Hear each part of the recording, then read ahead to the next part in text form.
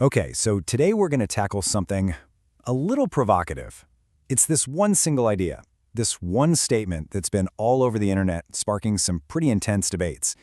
It kind of flips our whole idea of what people want in a partner right on its head. So yeah, let's get into it. There it is. That's the line. You've probably seen it, right? It's so simple, but man, it is just packed with meaning. It basically dismisses one entire type of person for something else, something that isn't even defined. And that's the whole puzzle, isn't it? That one little word, this. It's not good, it's not bad, it's just this. So for this explainer, we're going to be detectives. We're going to unpack what this actually means by digging into the psychology and the culture behind it all. All right, first things first. Before we can even start to understand the argument, we have to know who the players are. We need to define the two archetypes at the very heart of this whole thing. So here's the matchup. In one corner, you've got the good man. The traits are pretty much what you'd expect. Safe, stable, predictable, kind. Then, in the other corner, you have the darker archetype. And what defines him? A challenge, confidence, unpredictability, assertiveness. It's a pretty stark difference. And this is absolutely crucial to understand. This whole conversation, it's not really about good versus evil. It's not a morality play. It's about psychology. It's about this constant tug-of-war we all have inside us between our need for safety and our craving for excitement. So where does that craving even come from? To really get it, we've got to look at two massive forces that shape our desires: our ancient, primal programming and the stories our culture has been telling us for centuries. Let's start with the biology part. There's this whole field called evolutionary psychology.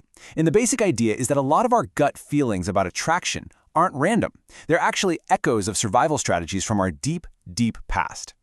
So from that perspective, think about what would have been super attractive way back when. Things like dominance and assertiveness, that might signal someone who can get resources and protect you. Confidence shows they know what they're doing. Even risk-taking could look a lot like bravery.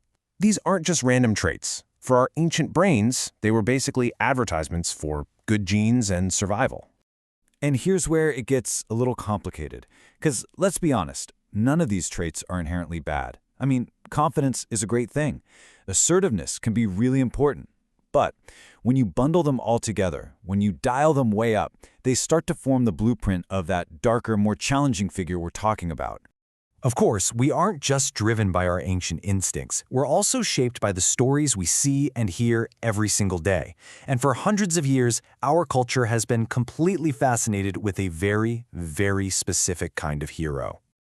Just look at the pattern over time. In the 1800s, you had the brooding, rebellious, Byronic hero. Then you jump to the 1950s, you get the cool, defiant rebel like James Dean. The 90s gave us the flawed anti-hero who plays by his own rules. And today, you see the powerful, mysterious, sometimes possessive romantic leads in all the hit shows.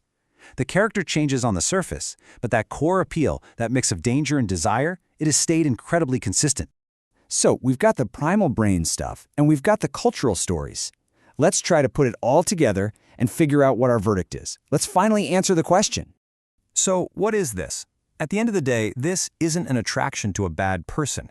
It's an attraction to a powerful cocktail of traits. It's that confidence, that challenge, that hint of unpredictability. It's a mix that our brains, on a very deep level, are programmed to find really compelling. And this, right here, is probably the most important takeaway from all of this. The pull isn't towards actual cruelty or malice. It's about the intensity that we associate with those traits, the passion, the decisiveness, the feeling that life will never, ever be boring. The real danger is when we get confused and mistake genuine toxicity for strength. The attraction is to intensity, not immorality. And that just leaves us with one last question to chew on. If attraction is this messy, this complicated mix of our biology and our culture, does that simple choice between the good man and this even make sense anymore? Maybe the real challenge isn't about choosing between safety and excitement, but figuring out how to find both in the same place. What do you think?